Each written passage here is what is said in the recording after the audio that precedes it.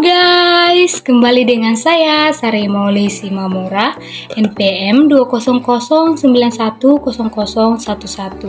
Saya Prodi Pendidikan Guru Sekolah Dasar Fakultas Keguruan dan Ilmu Pendidikan di Universitas Katolik Santo Thomas Medan. Nah, pada kesempatan ini saya akan membahas tentang unsur-unsur intrinsik. Nah, teman-teman pasti penasaran kan? Tetap ikuti videonya.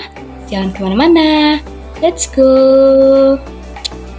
Nah, teman-teman, sebelum kita masuk ke bagian-bagian unsur intrinsik, kita terlebih dahulu mengetahui apa sih pengertian dari unsur intrinsik. Unsur intrinsik adalah unsur yang membangun cerpen dari dalam. Nah, sudah tahu kan apa pengertian dari unsur intrinsik? Sekarang kita masuk ke bagian-bagian dari unsur intrinsik. Unsur intrinsik yang pertama adalah tema. Tema merupakan gagasan pokok atau ide pokok dalam suatu cerita.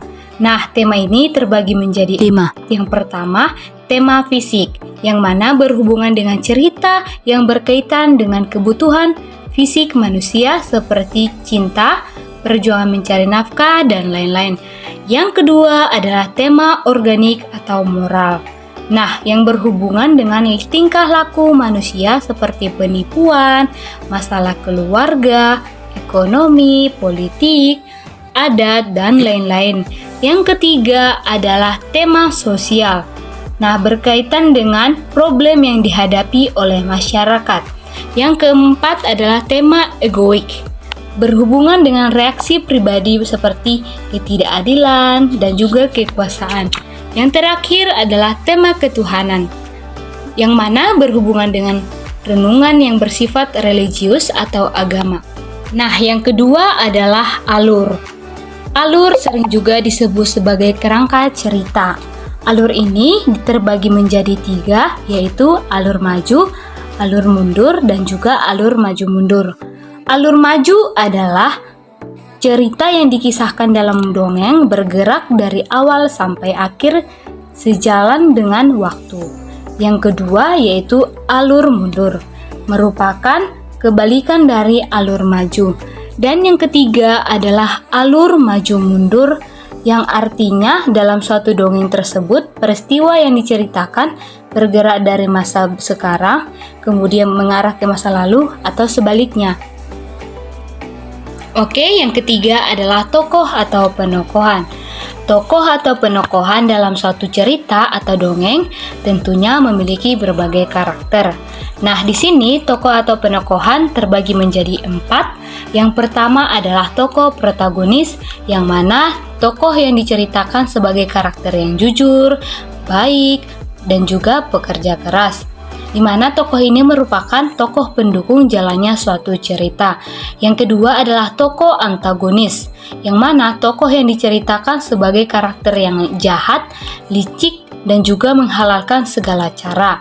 Yang ketiga adalah tokoh tritagonis, adalah tokoh yang dikenal sebagai tokoh penengah. Tokoh ini bersifat netral dan tidak memihak antara tokoh antagonis dan juga protagonis. Dan yang terakhir adalah tokoh bawahan, yang mana tokoh sampingan. Tokoh ini dihadirkan dalam dongeng hanya sebagai pelengkap atau pendukung jalannya cerita. Sekarang kita masuk yang keempat, yaitu latar. Latar dalam suatu cerita berkaitan dengan tempat, waktu, dan juga suasana. Tempat berhubungan dengan di mana peristiwa atau kejadian dalam suatu cerita.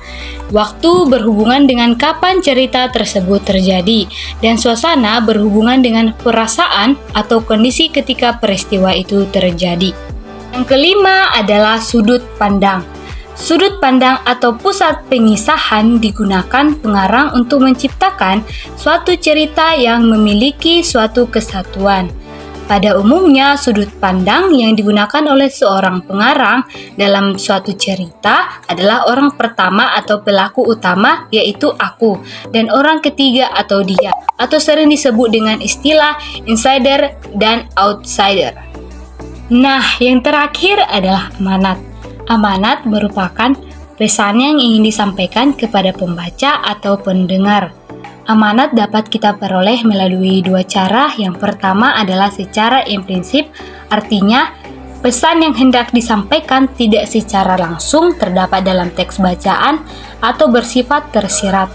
Yang kedua adalah secara eksplisit, yang mana pesan yang hendak disampaikan terdapat langsung dalam cerita atau teks. Oke teman-teman, demikianlah penjelasan saya mengenai unsur-unsur intrinsik. Semoga penjelasan saya bermanfaat bagi teman-teman semua. Tetap ikuti ya vlog saya berikutnya. Sampai jumpa, dadah!